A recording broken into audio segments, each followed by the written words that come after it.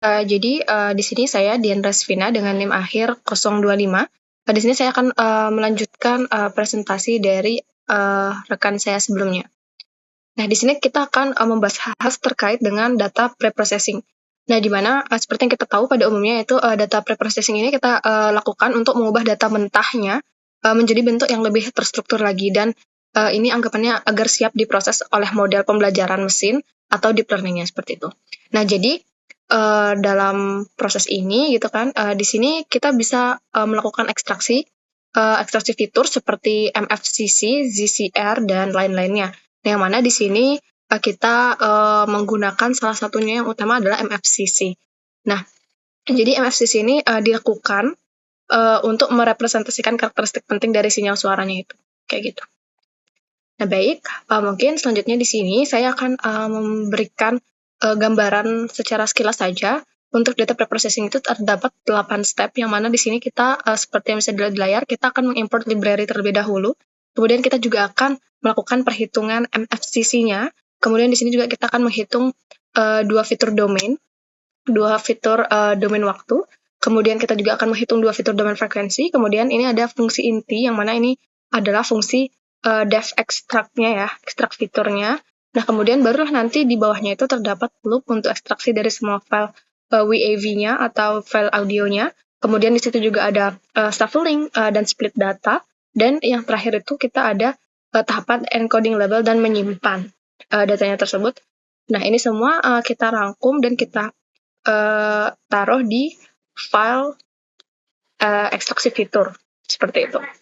Nah, untuk selanjutnya di sini mungkin saya akan langsung saja pada kodenya seperti itu ya. Saya akan langsung pada kodenya, sehingga di sini seperti yang bisa kita lihat. Ya, seperti yang bisa kita lihat di sini, kita akan melakukan ekstraksi fitur manual dari data audio WAV-nya itu ya, dalam folder test yang ada di samping sini. Jadi di sini itu ada data audionya semua, ada angry, disgust, fear, dan sebagainya. Kemudian juga kita akan menggabungkan fitur MFCC, ZCR, RMS, spectral centroid, dan bandwidth di sini ya, di file ini. Nah, kemudian kita akan menyimpan hasilnya ke file yang extensionnya NPY agar siap digunakan untuk training dan testing model ML-nya. Nah, jadi untuk penjelasan perbagiannya mungkin saya akan cepat, sehingga ini akan menjadi straight to the point. Jadi yang pertama, di sini ada import library seperti biasanya. Di sini ada Python. Kita bisa melihat di sini ada import OS, NumPy, terus Pickle, dan segala macamnya. Nah, ini kita gunakan untuk membaca file, terus komputasi sinyal, manipulasi array, encoding label, dan progress bar seperti itu. Kemudian di sini juga nih selanjutnya di sini kan kita bisa melihat di sini ada def MCC manual ya. Nah, jadinya di sini ini adalah fungsi ini tuh menghitung MFCC-nya. Jadi mil frequency capstral koefisiennya itu secara manual tanpa, kalau kita tahu ada library-nya seperti Librosa seperti itu ya. Jadi langkah-langkah di dalamnya ini ada kayak preemphasis, kayak menonjolkan frekuensi tinggi, terus ada kayak framing, terus windowing atau hemming lah ya. Terus ada FFTV atau magnitude spectrum, terus power spectrum gitu. Kemudian ada mil filter banks atau plus DCT atau MF, lalu kita lanjutkan ke MFCC seperti itu. Jadi nanti outputnya ini akan berupa array berukuran 40 time frame seperti itu ya. Nah, selanjutnya di sini saya akan menjelaskan di bagian selanjutnya, yaitu ada compute time features, fungsinya ya. Di sini ada def compute time features, yang mana di sini sangat simpel sekali. Jadi di sini kita akan menghitung dua fitur domain waktu. Jadi ada ZCR, zero crossing rate, terus ada RMS, ada root mean square, seperti itu. Kemudian di bawahnya itu ada compute features, yang mana di situ tuh kita menghitung dua fitur domain frekuensi. Nah, terus di sana itu terdapat spectral centroid atau pusat energi spektralnya gitu. Kemudian ada spectral bandwidth atau penyebaran energi spektralnya itu. Nah, kemudian di selanjutnya ini ada extract features, atau kita bisa bilang tadi ini adalah fungsi intinya tadi. Fungsi intinya yang mana di sini itu kita membaca sinyal audio, terus kemudian menghitung MFCC plus ZCR-nya, kemudian juga RMS-nya, dan centroid dan bandwidth-nya gitu. Kemudian kita akan menyatukan semua fitur ini ke dalam satu array, di-combine seperti itu. Jadi kita combine, terus kita akan menyesuaikan panjangnya agar seragam gitu. Jadi ada kayak max length 216 seperti itu ya. Ada max length 216. Kemudian selanjutnya di sini kita juga akan selain itu output akhir dari fitur ini atau fungsi ini akan adanya tensor 3D. Jadi kayak fitur time sama 1 kayak gitu. Jadi ini kita bisa lihat ya. Tadi ekstrak fitur. Jadi nanti untuk returnnya tuh di sini ada combine kayak ini. Di sini di bagian return-nya di sini. Nah, kemudian yang selanjutnya itu tuh ada selanjutnya dari setelah adanya fungsi ekstrak fitur, kita juga ada loop-nya. Loop-nya ini untuk ekstraksi dari semua file WAV-nya tuh. Jadi kita melakukan ekstraksi fitur dari semua file audionya itu. Nah, kemudian yang ketujuh itu ada shuffling dan split data. Jadi kita bisa lihat ada shuffling dan split data gitu ya di sini. Ada jadi kita di sini lebih ke membuat atau menentukan data latih dan ujinya itu berapa. Di sini tuh 80-20 secara stratified ini agar menjaga proporsi labelnya itu. Kemudian yang terakhir itu adalah encoding dan menyimpan gitu. Encoding label dan menyimpan.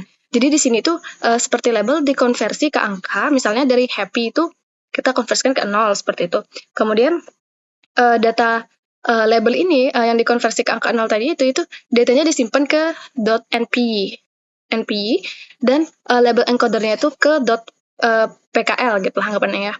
Jadi nama file ujinya itu disimpan di .txt untuk pelacakan seperti itu, nama file ujinya disimpan. Jadi secara tidak langsung itu output scriptnya itu nanti xtrain.npy test.npy data fitur gitu kan. Kemudian untuk yang ytrain.npy sama ytest.npy itu label yang udah di-encode. Nah, jadinya untuk label encoded.pkl itu penyandian label, sementara yang test file names.txt itu nama file audio data uji, seperti itu. Jadi, secara keseluruhan nih, di sini kita bisa lihat kayak di sini tidak menggunakan menggunakan file library gitu ya, seperti Librosa tadi contohnya seperti saya sempat mention.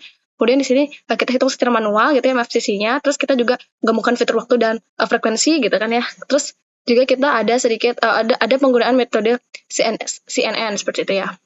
Jadi mungkin sekian dari yang bisa saya sampaikan terkait dengan file ekstraksi fitur. Mungkin selanjutnya akan dijelaskan oleh rekan saya. Baik, jadi di sini saya akan memberikan penjelasan atau memberikan tambahan terkait dengan revisi yang sebelumnya telah diberikan kepada kelompok kami atau mungkin masukan lebih tepatnya, yang mana kelompok kami diminta untuk memastikan apakah hasil output dari file ekstraksi fitur kami itu sesuai untuk menjadi inputan dalam file train model CNN 2 dimensi kami. Karena kemarin itu sempat dikatakan bahwa sebenarnya output file ekstraksi fitur kami ini menghasilkan output 1 dimensi saja. Apakah ini tidak terlalu terkesan memaksakan ketika kami harus menjadikan input pada CNN 2 dimensi kami? Nah, mungkin di sini saya ingin menjelaskan terkait dengan kode tersebut di bagian tersebut, yang mana di sini itu kami memiliki maksud bahwa di input awal atau yang bisa kita lihat pada kode di sini, yang mana kita bisa lihat di sini di bagian di sini di fungsi extract features. Nah, yang mana di sini itu merupakan input awal dari file audio, yang mana sinyal itu SR sinyal itu di situ ada array 1 dimensi amplitudo sinyal. Nah, kemudian SR itu kan sampling rate gitu, seperti jumlah sampel per detik misalnya seperti 16.000 Hz seperti itu. Nah, kemudian di dalam kode kami ini juga terdapat MFCC. Di sini ada variabel MFCC, kemudian di sini ada ZCR, RMS, centroid, dan bandwidth. Nah, yang mana di sini itu kita terdapat ekstraksi MFCC kan, seperti yang dijelaskan sebelumnya, saya jelaskan sebelumnya. Kemudian juga kita di sini terdapat ekstraksi fitur tambahan, yaitu di mana ZCR dan RMS itu, yang mana di situ ada compute time features.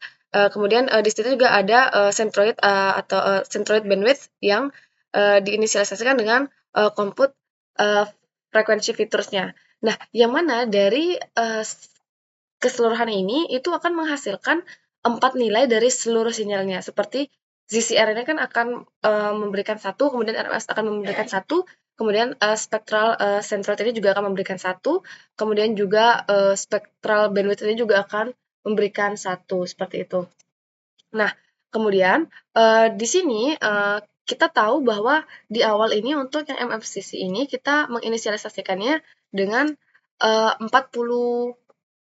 dengan 40 gitu ya, nilainya 40 gitu ya. Kita bisa lihat di sini caps-nya ini 40 gitu. Nah, sehingga jika kita tambahkan dia dengan time domain yang tadi kita dapatkan, kemudian energy domain yang tadi kita dapatkan, spectral centroid sama bandwidth-nya itu kan tadi totalnya 4 berarti. Ketika 40 itu ditambah dengan 4 ini berarti dia akan menghasilkan 44 fitur per frame seperti itu. Jadi 40 MFCC ditambah 4 fitur tambahan menjadi 44 fitur per frame-nya.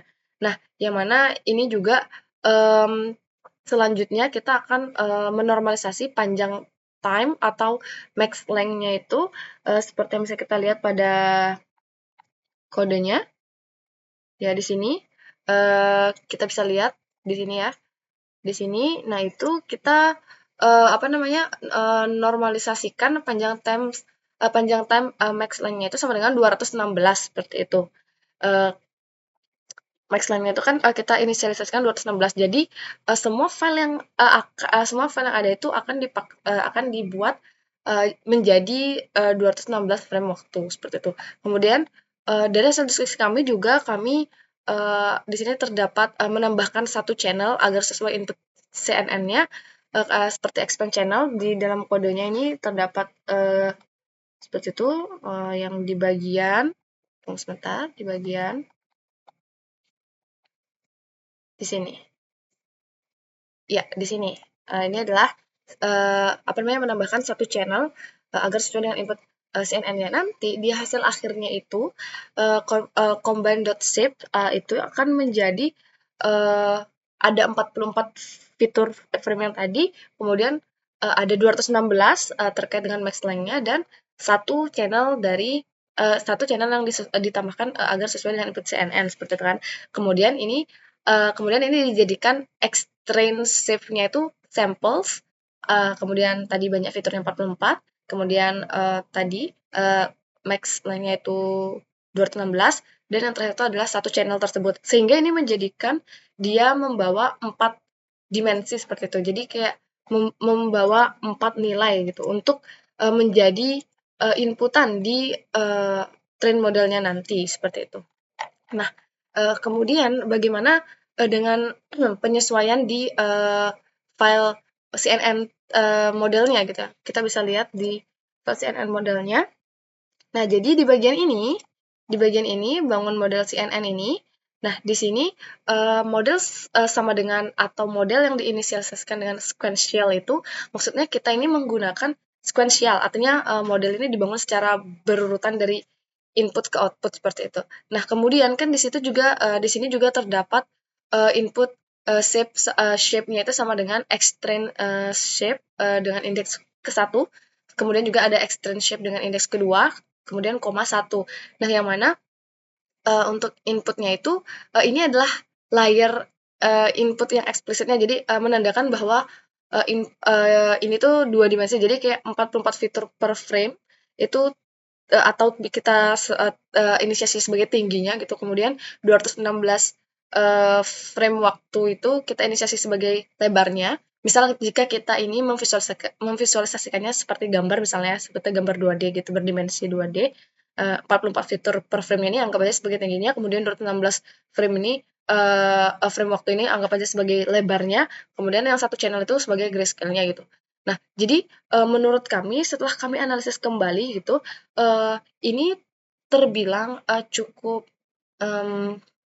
ketika kami memastikan kembali ini terbilang cukup sesuai atau cukup relevan ketika kita mendapatkan output jumlah frame per fitur, kemudian ada max length dan satu channel tambahan itu ketika dimasukkan sebagai inputan di dalam CNN 2 dimensi seperti itu.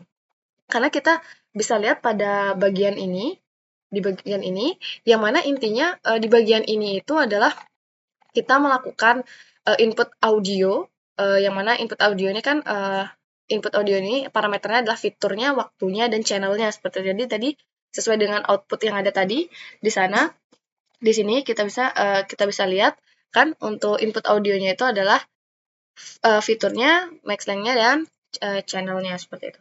Kemudian di sini kita juga kayak mendeteksi pola kan di sini mendeteksi pola yang di sini di bagian sini sampai dengan di bagian situ tuh secara garis besar kita itu mendeteksi pola awal, kemudian kita juga mengkompresi dimensi spasialnya, terus kita juga mendeteksi pola lebih kompleksnya seperti itu. Pola lebih kompleksnya seperti itu. Kemudian nanti di flatten itu kita akan ubah ke vektor 1D atau berdimensi 1 gitu.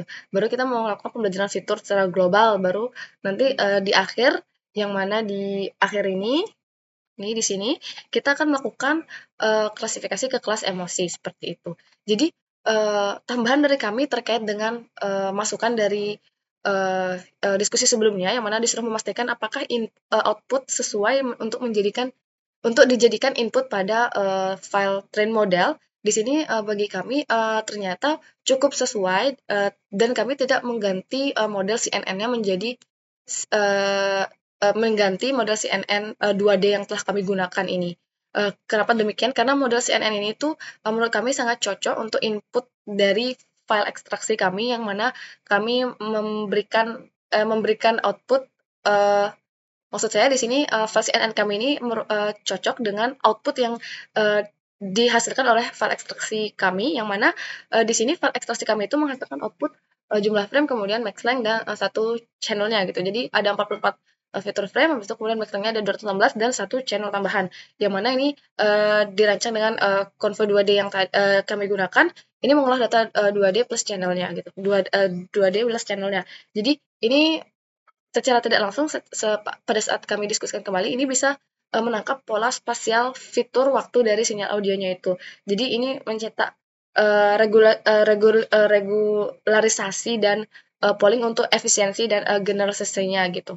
Jadi ini merupakan tambahan yang bisa kami tambahkan pada video kali ini sebagai bentuk revisi atau sebagai bentuk penambahan informasi terkait dengan pemastian output dari ekstraksi fitur sesuai dengan atau sesuai dapat dijadikan sebagai inputan pada file extrain model CNN kami. Mungkin selanjutnya dapat dijelaskan oleh rekan saya. Terima kasih. Perkenalkan, saya Gede Paramasida Midayana dengan NEM akhir 013. Jadi di sini saya akan menjelaskan proses trainingnya.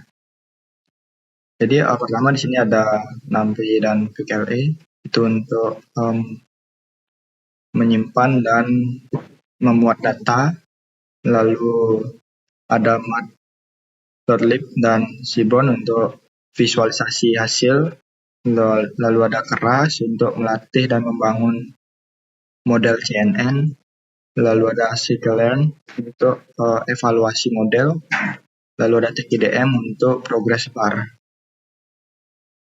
Selanjutnya kita akan load dataset, extrain NPY, extract NPY, extrain, ytrain. Nah, ini didapat dari ekstraksi fitur. Jadi data yang sudah diekstraksi fitur, kita akan load, lalu kita juga load label encodernya, ini label encoder.pkl, yaitu yang dihasilkan dari ekstraksi fitur. Lalu ada one hot encode label, ini untuk mengubah numerik menjadi vektor one hot. Selanjutnya di sini ada arsitektur model CNN. Pertama ada quanti 2 dimensi untuk melihat pola lokal, lalu max polling 2 dimensi untuk reduksi dimensi dan generalisasi, dropout untuk mencegah overfitting, lalu flatten untuk mengubah menjadi satu dimensi, dan dense untuk klasifikasi akhir. Lalu selanjutnya ada model compiler, lalu ada fallbacks. Jadi di sini ada early stopping untuk menghentikan training jika tidak ada peningkatan dalam 5 epoch untuk menghindari overfitting. Selanjutnya ada model checkpoint untuk menyimpan model terbaik. Selanjutnya ada training model, yaitu di sini model dilatih menggunakan 20% dataset yang sudah dibagi di ekstraksi fitur yang digunakan untuk evaluasi. Selanjutnya ada evaluasi akhir, ini untuk prediksi output dari CNN-nya. Lalu ada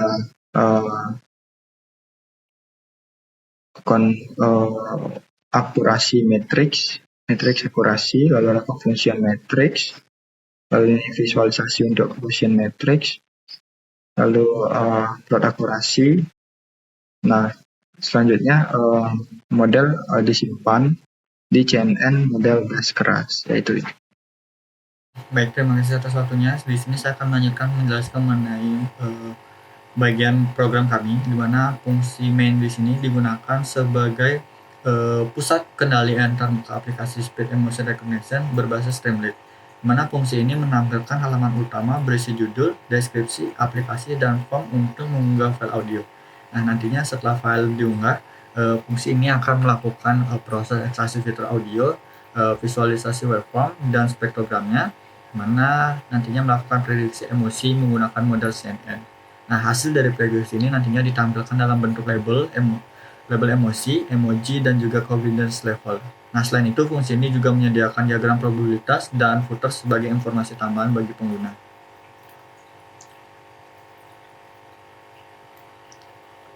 Nah, di baris pertama di sini, bagian pertama di sini berfungsi untuk menampilkan judul aplikasi di atas halaman dan deskripsi singkat mengenai fitur aplikasi yang ingin fitur aplikasi yakni bisa mengenali emosi dari file audio.wav menggunakan model CNN.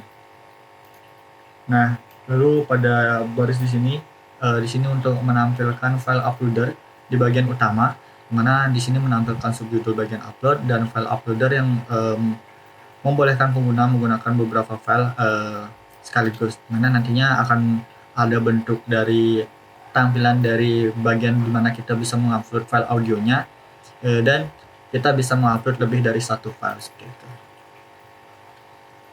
Nah, lalu lanjut ke proses uploadnya atau proses setelah kita mengupload file.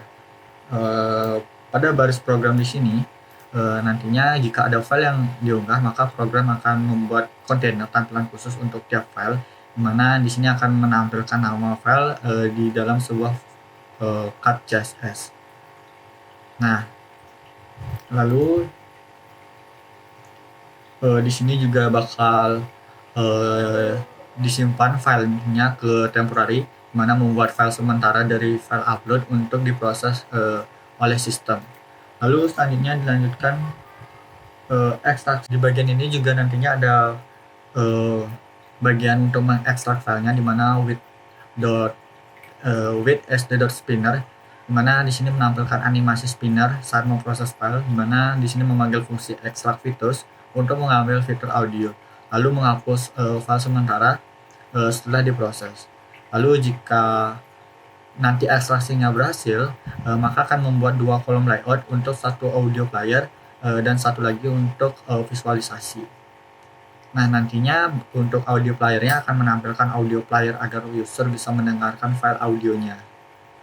Lalu di sini nantinya akan menampilkan dari grafik waveformnya dan juga dari spektrogramnya, mana nantinya tidak hanya menampilkan dari hasil labeling saja, tapi juga menampilkan dari grafiknya yang dibentuk dalam untuk grafik, waveform, dan spektrogram. Lalu dilanjutkan dengan prediksinya, di mana setelah melakukan proses tersebut maka akan diprediksi emosinya, di mana akan diberikan label, di mana menyesuaikan dimensi data untuk model CNN-nya. Artinya akan melakukan prediksi emosi berdasarkan audio yang telah diinputkan tadi. Nah, nantinya dari program ini akan mengambil hasil label emosi dengan nilai probabilitas paling tinggi. Nah, terakhir bakal menampilkan displaynya, menampilkan fungsi yang mana mencari emoji yang sesuai dengan label emosinya. Nantinya juga akan ditampilkan dari emojinya, hasil labeling prediksinya itu sesuai dengan emoji mana, seperti itu. Lalu yang di terakhir menampilkan dari confidence-nya, di mana menampilkan persentase probabilitas tiap kelasnya, mana di sana ada label emosinya, emoji, dan persentase, di mana digunakan progress bar untuk menunjukkan seberapa tinggi confidence-nya. Lalu terakhir akan menampilkan grafik probabilitasnya, mana di sini akan ditampilkan diagram batang probabilitas untuk seluruh emosi yang telah dilakukan prediksi, seperti itu. Mungkin sekian dari penjelasan program saya. Selanjutnya akan dilanjutkan rekan saya. Terima kasih. Baik, selanjutnya adalah bagian saya lagi. Perkenalkan, nama saya Debawa Rizky Bramantia dengan NIM akhir 019. Jadi di sini saya akan menjelaskan terkait tentang deployment-nya. Di sini kita mengambil beberapa library yang sudah dijelaskan teman kita. Dan di sini terdapat custom CSS ya. Kemudian yang pentingnya terdapat di fitur ekstraksinya sini agak lumayan yaitu sama dengan ekstraksi fitur di sini, tapi ekstraksi di sini gunakan untuk pada jika kita mengupload suatu audionya. Yang pertama, ekstraksi fitur yang di sini kita akan mengimport beberapa hal penting.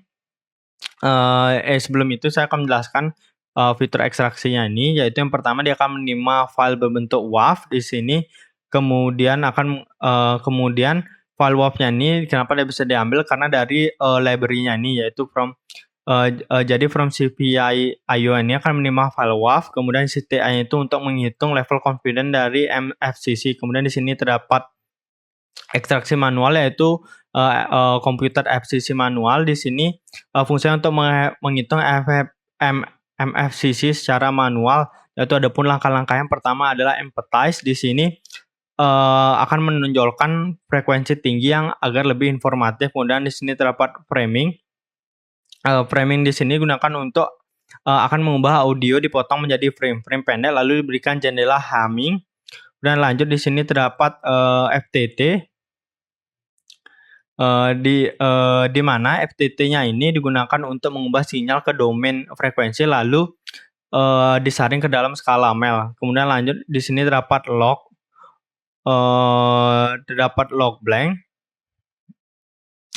Di mana di log blank-nya ini lumayan penting karena akan menghasilkan MFCC sebanyak 40 koefisien. Kemudian di sini terdapat ekstraksi fitur tambahan. Yang pertama SSCR, RMES, centroid, dan bandwidth, di mana SSCR, ZCR-nya ini digunakan untuk akan mengetahui seberapa penting sinyal berpindah. Kemudian RMS-nya ini adalah mengetahui bahwa kekuatan dari rata-rata audionya itu. Kemudian di sini terdapat computer frekuensi, di mana di sini digunakan untuk menghitung spektral dan bandwidth, di mana spektral dan bandwidth ini digunakan centroid-nya ini digunakan untuk mengetahui letak pusat dari massa spektrum tersebut, dan bandwidth-nya ini digunakan untuk seberapa lebar dari suara tersebut. Kemudian lanjut di sini kita akan menggabungkan semua fiturnya ini combine. Jadi totalnya di sini dapat 44 fitur dengan total 40 fitur MFCC dan 4 fitur lainnya. Kemudian di sini kita akan melakukan padding, di mana paddingnya ini jika audio pendek akan ditambahkan 0 sebanyak 216 rasanya. Kemudian lanjut outputnya ini akan berupa CNN, di mana outputnya ini memiliki bentuknya seperti 44, 206, dan 1, di mana 44 ini 44-nya ini akan mengamalkan satu contoh data, 44 fitur frame, kemudian 200 fitur waktunya, kemudian satu saluran channelnya. Kemudian lanjut di sini ada fitur visualisasinya. Di sini kita akan menampilkannya saja menggunakan library Ribrosa. Kemudian lanjut ada fitur spektrogram. Di sini kita hanya mengambilkan dari fitur Librosa yang sudah saya jelaskan di data understanding tadi. Kemudian ada plot probabilitas. Di sini akan membuat grafik probabilitas dari emosi yang diprediksi. Setiap bar diberi label. Kemudian lanjut di sini kita akan mengelut dari model yang sudah diekstrak oleh teman saya. Kemudian di sini terdapat mapping emoji di mana setiap emoji menunjukkan karakteristik apakah suara tersebut marah atau senang dan lain-lainnya. Mungkin itu saja. Nanti akan dijelaskan lanjut oleh teman saya. Sekian dari saya. Terima kasih. Selanjutnya adalah saya. Jadi di sini saya akan menjelaskan tentang deployment modelnya. Yang pertama di sini telah dari codingan Streamlit yang tadi menghasilkan codingan sebagai berikut. Kemudian di sini jika kita menekan browse di sini saya menegarkan orangnya. Jadi orangnya ini jika kita lihat dia menggambarkan seorang yang kaget. Jadi jika spektrogramnya seperti berikut, nah jika dilihatin ternyata emotion prediction-nya surprise dan 100% surprise. Jadi di sini terlihat bahwa di model kita di Streamlit-nya sudah terlihat bahwa orang yang dimaksudkan itu adalah surprise dengan probabilitas seperti berikut. Kemudian jika kita pilih yang lain, jika kita masukkan di sini main voice 2, jadi suaranya seperti berikut. Kemudian spektrogramnya seperti berikut. Di sini kelihatan waveform-nya. Kemudian spektrogramnya seperti berikut. Nah, di sini terlihat bahwa karakter tersebut menandakan tentang angry, happy, dan netral. Tetapi yang paling menandakan di sini adalah angry-nya. Mungkin itu saja dari deployment modelnya. Akan dilanjutkan oleh teman saya. Terima kasih. Nah, baik, di sini selanjutnya saya akan menjelaskan mengenai kesimpulan. Nah, berdasarkan hasil eksperimen, sistem Speech Emotion Recognition (SER) yang dibangun menggunakan Convolutional Neural Network atau CNN dan fitur akuistik seperti MFCC, Zero Crossing Rate (RMS), Spectral Centroid, dan Spectral Bandwidth mampu mengenali emosi dengan tingkat akurasi tinggi. Nah, model ini berhasil mencapai akurasi sebesar 99% pada data uji dari dataset tes, yang terdiri dari 7 jenis emosi dasar yaitu angry, disgust, very, happy, neutral, sad, dan surprise. Nah, tingkat akurasi ini menunjukkan bahwa kombinasi ekstraksi fitur dan arsitektur CNN sangat efektif untuk mengenali pola-pola emosi dalam kondisi data yang bersih dan terkontrol seperti pada dataset tes. Evaluasi tambahan menggunakan Confusion Matrix dan Classification Report mengonfirmasi bahwa sebagian besar emosi dapat dikenali dengan presisi dan recall yang tinggi. Nah, performa tinggi ini dipengaruhi oleh karakteristik dataset tes yang bersih dan terkontrol. Nah, akurasi serupa belum tentu tercapai jika model diuji pada dataset nyata yang lebih bervariasi seperti suara dengan noise, aksen berbeda, atau percakapan bebas. Baik, mungkin sekian presentasi dari kelompok kami. Terima kasih.